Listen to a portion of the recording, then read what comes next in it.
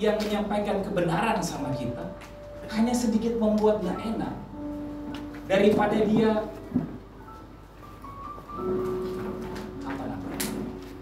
menjilat kita atau memanjakan kita dengan kebohongan, ya kan? Kasih tanpa kebenaran itu kemunafikan. Jadi kasih sama kebenaran harus seimbang. Gereja itu Pak harus jadi rumah yang bermental bengkel. Gereja harus jadi rumah buat siapa? Karena kita semua ini kan saudara di dalam Tuhan. Harus jadi rumah. Bahasa Inggrisnya bilang feel home. Itu feel home itu kayak rasa seperti di rumah sendiri. Kalau kangen bahasa Inggrisnya bilang homesick. Jadi kayak rasa pengen rindu di rumah sendiri begitu. Gereja harus jadi rumah yang mentalnya bengkel. Apa bengkel? Ketika orang manusia salah, dia tidak menghakimi, dia bina, tidak binasakan. Dia tidak ceritain kiri kanan, tapi dia muridkan. Karena kesuksesan sebuah pelayanan bukan berapa banyak kita mengumpulkan, tapi berapa banyak kita muridkan dan kita utus. Buat apa kita banyak-banyak, tapi belum beres di dalam. Tapi kita pura-pura tampil di luar. Orang baik itu tidak akan pamit kasih tahu kebaikannya dia, Bapak Ibu. Tapi orang jahat, dia akan selalu tunjukkan, pamer dia punya kebaikan dengan alasan pencitraan. Dan kebaikan kita akan diuji ketika orang yang pernah menerima kita punya kebaikan, punya bantuan, sengaja melupakan. Pernah kecewa di situ? Itu akan diuji. Kita punya kebaikan ini, kita punya mental ini terbuat dari emas, dari semak belukar, dari kayu, atau intan. Ya kan? Kalau emas, dia akan murni. Kalau intan, dia akan jadi lebih bagus. Kalau semak belukar dan kayu, terbakar, habis. So, terima orang ketika mereka melupakan segala sesuatu, it's okay. Pikiran cuma satu, saya lagi diuji kok, ya kan? Dan biasanya orang yang diuji Tuhan yang akan dapat sertifikat SNI lah, standar nih kan? Kalau udah dapat SNI kan harus diuji dulu kan? Tuhan juga begitu. Untuk dapat standar dari Tuhan, dapatkan promosi dari Tuhan, dia mesti uji dulu. Tuhan uji bukan karena Tuhan terkenal empat orang, karena Tuhan kenal sekali sama kita, makanya Tuhan uji. Tujuannya satu, kita jadi lebih dewasa, lebih bijak, lebih daripada yang lain. Amin. Gereja harus punya mental memperbaiki. Mau dia pemabuk kah, dia penjudi kah, dia pezina kah, dia semua nakal segala macam, gereja harus jadi jawaban. Bukan showroom di sini. Kadang orang kan gitu kan, showroom kan suka pamer gitu kan. Tapi sepatu bagus. Ini dari kulit, sana kulit buaya, ini kulit kadal. Kalau nggak, kulit gurabu Pak. Semua pamer. Kalau jemaat yang hanya pintar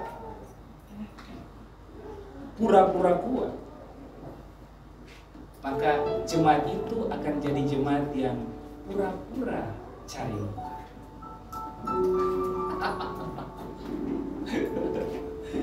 Nggak enak pura-pura Pak, ya kan?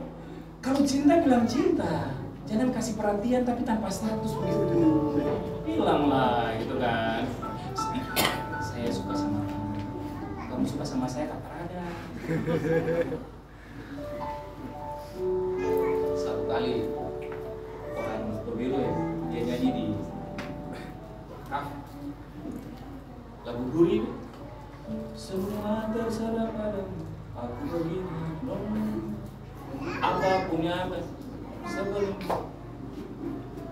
kita, ya sebelum kau katakan sayang, ya kan? Habis itu kan langsung Guri ngomong-ngomong kan, sayang, mana marah?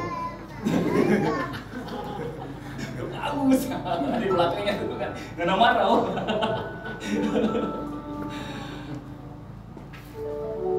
Gereja harus berani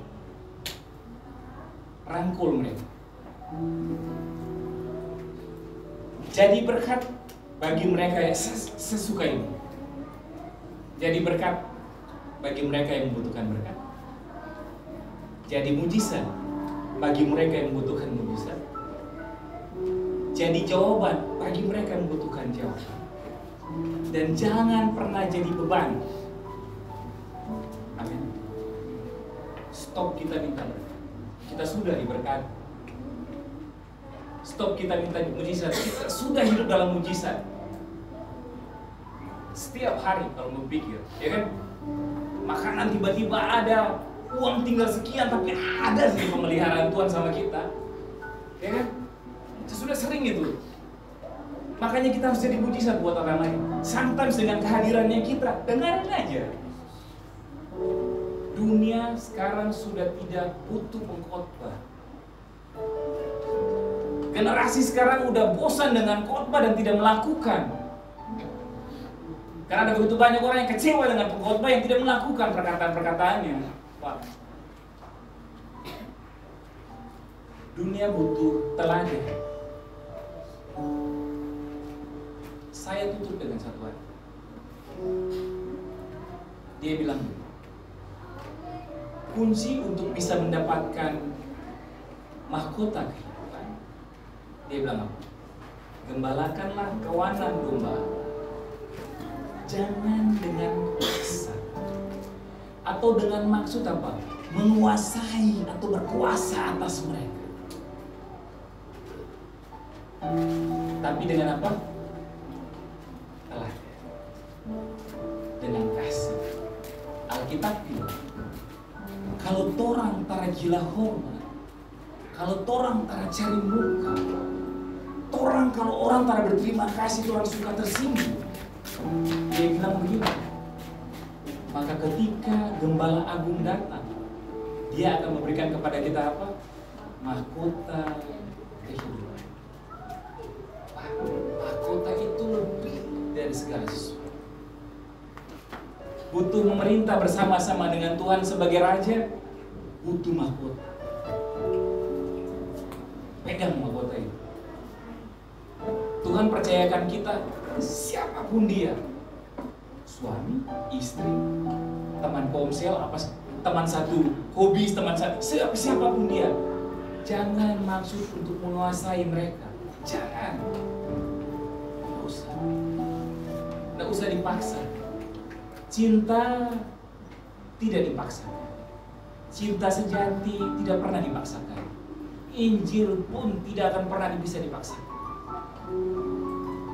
Kalau buat orang yang benci kita satu kali kasih tahu sama dia, konfirmasi. Kalau orang yang dia tidak suka sama kita, mau beribu-ribu konfirmasi juga tidak bakal mempan kok. Tapi buat orang yang suka sama kita, nggak butuh konfirmasi. Dia sudah tahu orangnya. Karena Tuhan, ya. So, bahwa lawatan Tuhan terjadi karena mereka mendengar dan melakukan firman. Amin. Lawatan Tuhan terjadi bukan karena pembicara, ya. Siapapun dia, Pak, untuk besar-besar, pembicara baru, pembicara yang sudah selesai pemuridan, tidak ada yang lebih penting di atas ini selain Kristus. Tidak ada. Yang paling besar di sini Kristus. Harusnya kita lihat Kristus. Harusnya kita semakin berkurang, Kristus bertambah. Harusnya kasih Kristus semakin bertambah. Jadi kita tanpa bersyarat terima orang-orang berdosa. Nggak aneh ketemu sama mereka. Jangan pernah kita waktu ketemu orang lalu dia bobo badan agak sedikit bagaimana tuh.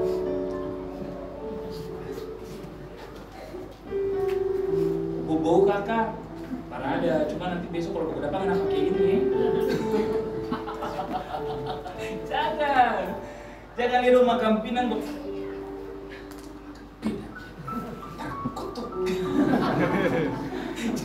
jangan Pak, hadir jadi jawaban buat mereka, ya. Karena di situ Yesus suka hadir di situ. Di kitab Lukas dia bilang Yesus nggak bergaul sama ahli Taurat, dia bergaul sama perempuan pelacur, orang-orang berdosa. Harusnya apa yang Yesus bergaul, kita juga mesti bergaul sama. Amin. Supaya mereka rasa nyaman sama kita. Kenapa Yesus mau bicara sama perempuan berdosa, perempuan pelacur? Karena perempuan pelacur tahu apa yang namanya keintiman. Tapi ahli Taurat tidak tahu yang namanya keintiman. Mereka cuma tahu struktur organisasi. Jadi tiap bulan mau diberkati, kasih perpuluhan, ya, masih di bawah. Bapak Ibu jemaat yang saki-saki, kalau mau dapat pelayanan, mesti siapkan persembahan kasih buat yang datang berdoa. Kalau mau tara bawa persembahan kasih, orang tara berdoa Pak Muni. Muni mati di bawah setengah bawah. Biji Pak Muni. Aneh kan? Harusnya orang-orang itu yang Tuhan bilang begini, ketika engkau melakukan terhadap hambaku yang paling hina, engkau lakukan buat apa? Karena bukan orang yang tiap hari berteriak Tuhan yang masuk dalam kerajaan sorga, tapi yang melakukan kehendak Tuhan. Kayak ini orang-orang berdosa, cintai orang-orang berdosa tanpa syarat. Amin. Mari kita berdoa. Terima kasih buat anugerah yang terbaru, buat pola pikir yang terbaru bahwa kami harus mengasihi orang berdosa.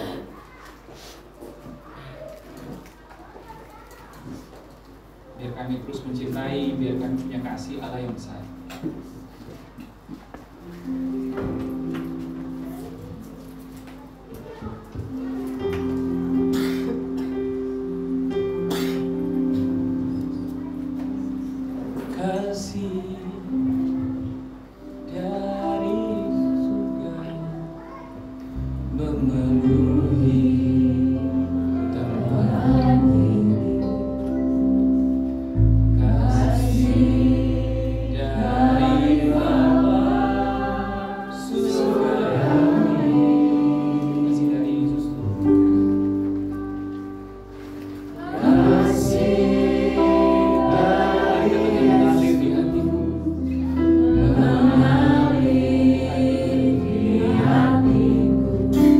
Damai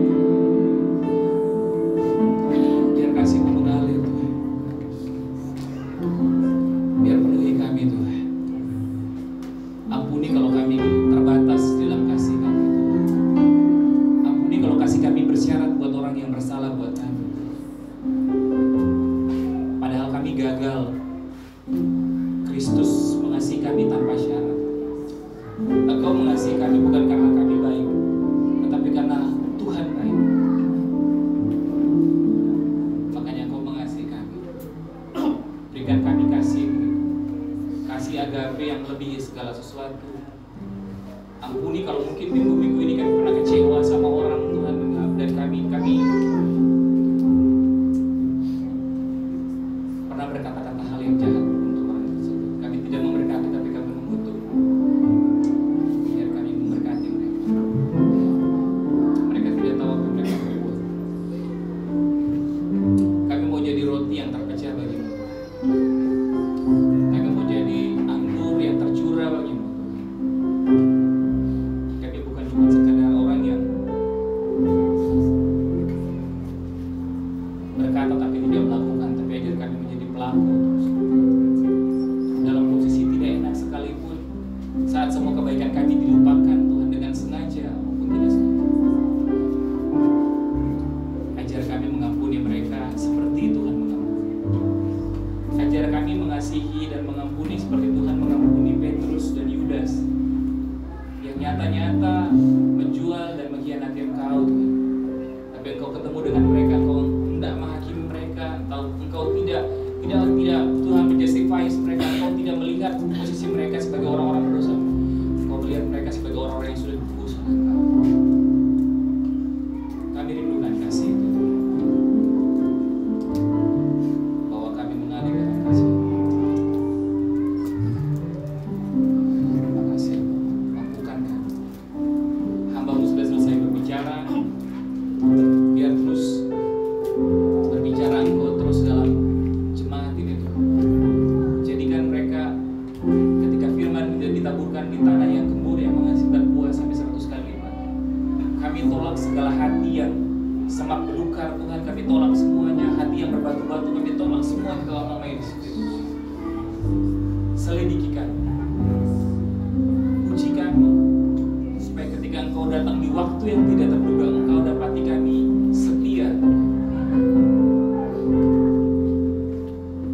Supaya kami ketika Engkau datang di waktu-Mu, kami layak. Dan Engkau bisa berkata bahwa sabarlah hamba-Ku yang setia, mari duduk makan bersama-sama dengan dalam jamuan makan kerajaan surga. Kami rindukan itu, karena nama kami adalah kitab kehidupan di surga. Jangan pernah hapus nama kami dari kitab kehidupan. Jangan pernah ambil roh-Mu daripada kami, Tuhan. Biar terus ada, biar terus itu dimeteraikan bagi kami. Biar terus tegur kami dengan cara apapun, supaya bawa kami kembali ke kehendak-Mu, Tuhan. Kalau kami tersesat sedikit, bawa kami. Kami bersyukur buat semua teguran yang Kau mendewasakan kami. Kami akan memberikan persembahan. Berkati persembahan ini biar dipakai untuk pelayanan tempat ini, supaya nama Tuhan, pekerjaan Tuhan diberkati melalui pemberian ini. Biar lewat pemberian ini juga tidak membuat kami mencari kaya, tapi membuat kami mengerti bahwa kami kaya di dalam Kristus. Biar kami mengerti bahwa kami sudah diperkaya di dalam Kristus. Kami memberi sebagai bukti kami memberkati pekerjaan Tuhan itu. Apapun yang dikerjakan dalam gereja ini, berkati pembangunan, apapun Tuhan berkati dengan semua. Kami percaya tidak ada yang mustahil ketika Tuhan berkehendak. Manusia tidak ada apa-apa. Ketika Tuhan berkehendak,